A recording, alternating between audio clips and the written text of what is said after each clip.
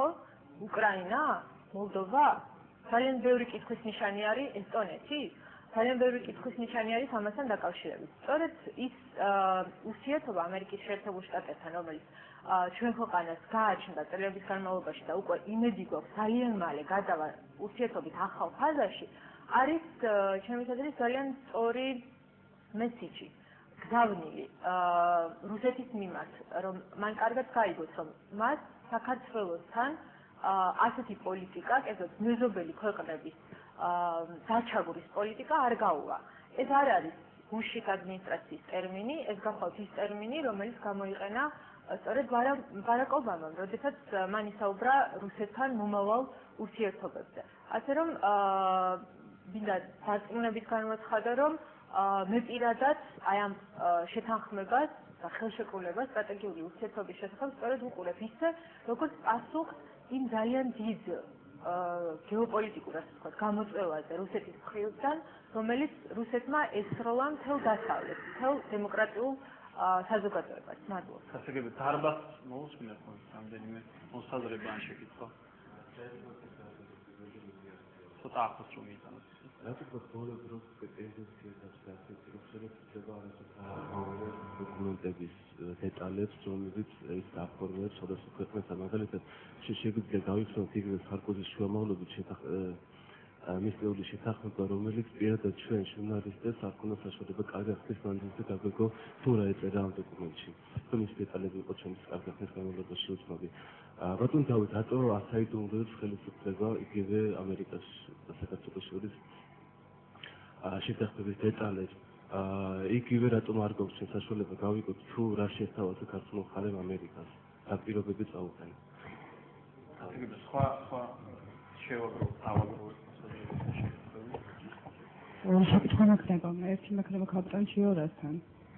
კაპიტან ჩიორასთან გახლავთ წარსულის მოვლენები ნუ ვილაპარაკებ წარსულზე, მაგრამ მინდა შეგედავთ ამაში, იმიტომ რომ წარსული გრძელდება დღესაც.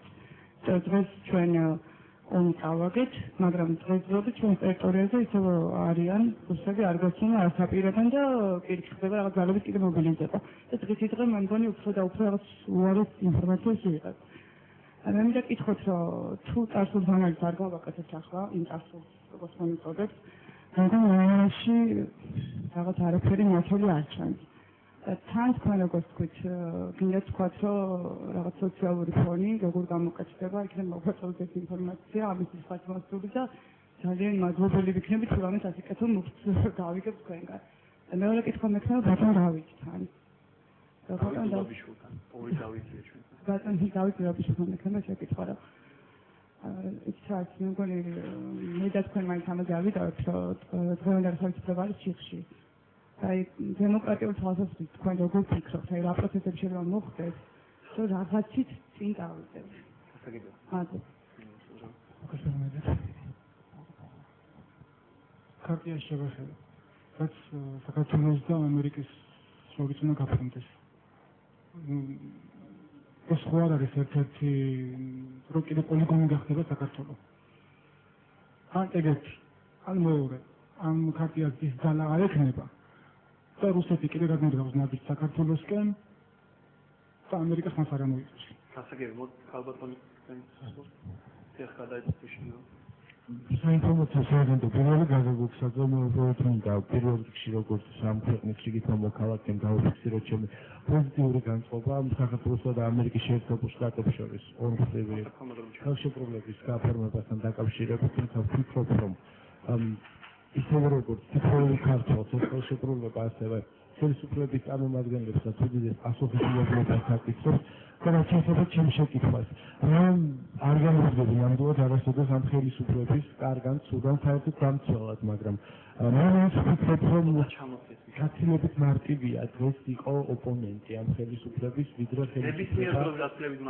ხელისუფლებას სცემდეს ამ თემ წავე შეკითხვას პასუხი. მე მინდა თქვენ მოგმართოთ ოპოზიციის წარმომადგენლებს ამ შეკითხვით, რატომ უკუპრას უფრო კონკრეტულად თქვენ ხოთით მოვარე ამაზე რომ ხელისუფლებამ ვერ მოახერხა თუნდაც აი 5 წლის განმავლობაში ქართული ჯარის ფორმირება სათანადოდ როდესაც თქვენ გაქვთ სხვადასხვა პრეტენზიები. აი მე მინდა გკითხოთ და ამ თემას პარალელურად რომ ეს ხელისუფლება აუცილებლად უნდა შეიცვალოს უახლოეს მომავალში. თან რა შეცვალებთ საზოგადოებას მაშინ როდესაც იგივე ქართულ პოლიტოლოგებს საზოგადოების წარმომადგენლებს აქვს შეკითხვა რომ აი ამ წლების განმავლობაში ოპოზიციამ გაერთიანება და რაღაც აი ერთ კონკრეტულ პოლიტიკურ გზაზე სხვა ვერ მოახერხა. გასაგებია, დიდი მადლობა. ქალბატონ ჩიორასგან დავიწყოთ. რომელიც საყვედური არ მიიღო გენდერული ბალანსის დარღვევას. კი ბატონო, ყველა სიტყვაზე თუ თქვენს მიმართ რა კითხვაც იყო დასმული და ძალიან დიდი მადლობა შეკითხვისათვის. არ შემიძლია არ გაგეთანხმოთ, ნამდვილად გეთანხმებით, რომ თუ კი ჩვენ ყოველდღიურად არ ვაანალიზებთ იმას, რაც ჩვენ გავაკეთეთ უახლოეს წარსულში, რა თქმა უნდა, წინ ნაბიჯები იქნება მცდარი. რა თქმა უნდა, მე ვფიქრობ, რომ სამწუხაროდ ჩემ და სამწუხაროდ და რა თქმა უნდა, ეს არის უდიდესი ტრაგედია, რაც მოხდა აგვისტოში, ასეთი ფართომასშტაბიანი აგრესია ჩვენ ძალიან დიდი ხანია არ გვინახავს, ასე უცხოად განხორციელებული და სამწუხარო არის, რომ საქართველო გახდა ამ ეტაპზეც რუსეთის მზარდი ამბიციის პირველი მსხვერპლი. და ეს სამწუხარო არის, რა თქმა უნდა. მაგრამ აგვისტოს მოვლენებმა, რა თქმა უნდა, ჩვენ ძალიან დიდი გაკვეთილი მივიღეთ აგვისტოს მოვლენებიდან. თუნდაც ის დემოკრატიული პროცესები, რომელიც ჩვენ ქვეყანაში დაიწყო უშუალოდ აგვისტოს მოვლენების შემდგომ დემოკრატიული პროცესები, რომელიც დაიწყო. ძალიან დიდი სამოვნებით ამის რო გვაქვს. საუბარი არის, დიახ, რა თქმა უნდა, ძალიან მოკლედ ჩამოვაყალიბებ. საუბარი ეხება რამდენიმე მიმართულებას. ეს გახავთ ერთი საპარლამენტო ოპოზიციის როლის წამოწევა პარლამენტში, მიუხედავად მათი მცირე შემადგენლობისა, ბატონი ნიკოლოზი აქ არის და შეგვიძლია მასაც ვკითხოთ მისი მოსაზრება ამასთან დაკავშირებით. ეს გახავთ პარლამენტის როლის გაძლიერება ხელისუფლების შტოებს შორის და კონტროლის ფუნქციის გაძლიერება მთავრობასთან მიმართებაში.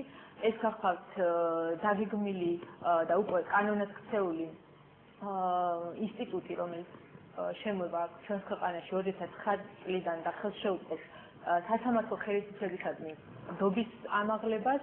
მოგეხსენებათ, ნაფის მსაჯულებზე არის საუბარი.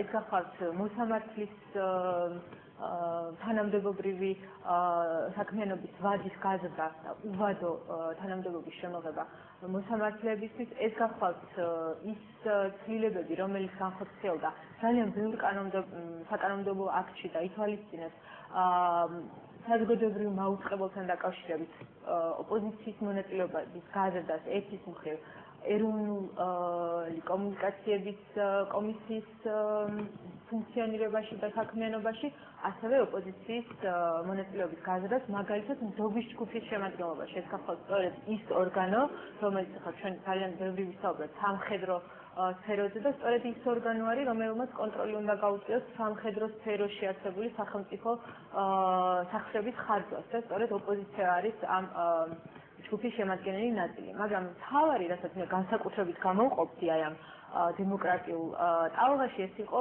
სწორედ ომის